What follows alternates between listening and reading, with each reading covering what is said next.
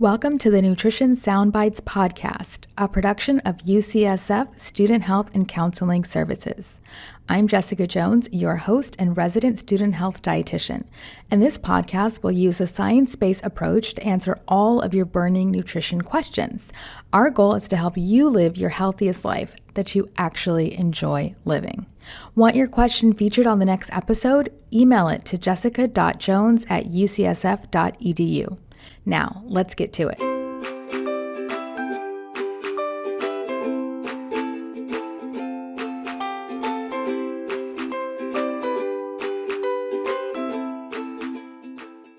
Thanks for tuning in to another episode, and today's question comes from Amy in the School of Medicine, and she writes, "Dessert is a must for me. Do you have any recommendations for healthier dessert options? For example, I've done frozen blueberries with milk and a pinch of sugar, but is there anything else?" I love that you asked this question because I am a big advocate of having dessert on a regular basis as well. Many of my patients, in fact, when they come to see me, they're pretty surprised that I have this philosophy, and I think that they feel they might be reprimanded for having dessert on a daily basis or having chocolate after dinner. And I explain to them that I have an all foods fit philosophy, and I really think it's important for people to find the balance between eating for nourishment and also eating for satisfaction. One thing that we tend to forget is that food is not just the sum of its nutritional parts. It also reflects our culture, it's used in celebration, and most importantly, it can just taste really, really good. And I think sometimes, we have to have those foods in our life that we're not eating for the nutritional benefit, but just for the pure satisfaction that we get from having those foods. So now I want to get into my 3 tips for enjoying dessert. Tip number 1 is to focus on quality. And when I say quality, I mean desserts that are minimally processed, made with whole ingredients, and that really, really taste good. So I know a lot of times folks are tempted by sugar-free cookies or low-fat ice cream, but I kind of really encourage people to have the real thing when it comes to dessert and enjoy it, because again, if we focus on those lower quality desserts, we tend to need more to feel satisfied, and we can actually end up overeating that way. So if you want a piece of chocolate cake, have a piece of actual chocolate cake that was preferably made with high quality whole foods ingredients. The second tip is to enjoy that dessert mindfully. So when people have dessert and they're feeling guilty about it, they tend to almost check out of the eating process because, again, they're feeling shame about enjoying this food that in their minds is bad. But when we make foods neutral and have an all foods fit mentality and realize that a healthy diet is flexible and we can have a balanced diet that doesn't include dessert, it takes away the shame of having those foods, and it really helps us to enjoy them more and be in the moment when we're eating them. I really encourage my patients to minimize distractions when you're having dessert.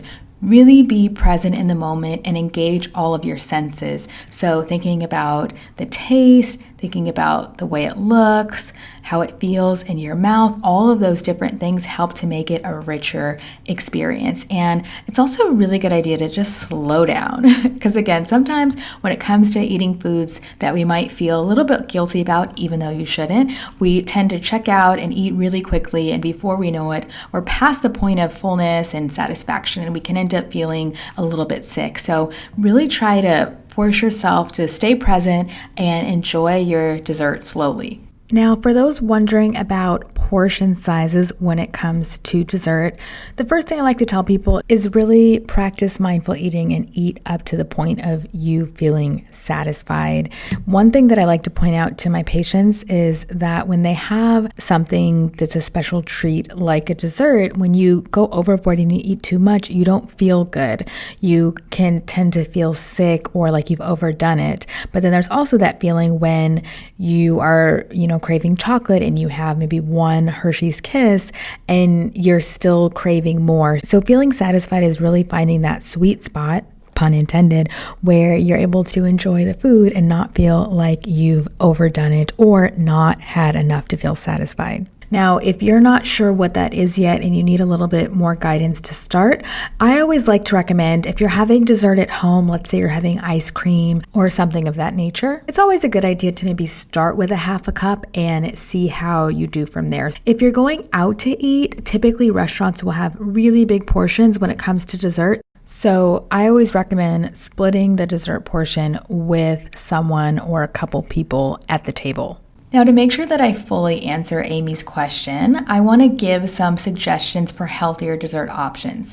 Now, from listening to this podcast episode, however, I hope that you all get the idea that your dessert does not have to be healthy, because again, we're eating dessert that is rich just for the pure enjoyment. However, if you did want some healthier dessert options, I don't want to leave you hanging. So here are some of my favorite ideas.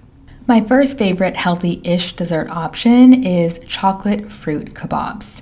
All you really do is take some of your favorite fruit, slice it up. I love strawberries and kiwis, and then I'll just add them to some chopsticks and then take either a dark chocolate bar or maybe some dark chocolate chunks, heat that chocolate up and drizzle it over the kebab, and then top it with some chopped nuts. And the finished kebabs are absolutely delicious and the perfect dessert for both adults and children. My next healthy-ish dessert option is a baked sweet potato pie. Now, I'm not gonna lie, calling it a sweet potato pie is a stretch, but I find it just as rich and delicious as having an actual pie. So what I do for this recipe is take one cooked sweet potato and peel that and blend it in a food processor or blender. Then I add some cinnamon, nutmeg, vanilla extract, and maybe even a little bit of sugar. And I cook it in oven-safe pie holders. So you will have to buy individual oven-safe pie holders to make this recipe, but once you have them, you can make it over and over again. So all you do is bake the mini sweet potato pies at 350 degrees Fahrenheit for 15 to 20 minutes. And then once it's done, you can top it off with some whipped cream and chopped nuts. And this recipe is going to taste as good as it smells, so get ready. My last and final healthy-ish dessert recipe is similar to the dessert recipe that Amy says she typically has. And mine usually involves a cup or half a cup of berries. So you can use blueberries, raspberries, or even strawberries. And I like to top them with a tablespoon or two of unsweetened whipped cream and then a tablespoon of chopped nuts. This dessert is simple, but it tastes delicious and it'll leave you really satisfied. And there you have it, my dessert manifesto with 3 delicious, healthy-ish dessert options that you can enjoy on a daily basis. Do you have a question that you want answered on the next Student Health Nutrition podcast? Well, just send me an email to jessica.jones@ucsf.edu and I'll try my best to answer it on a future episode. Until next time, bye.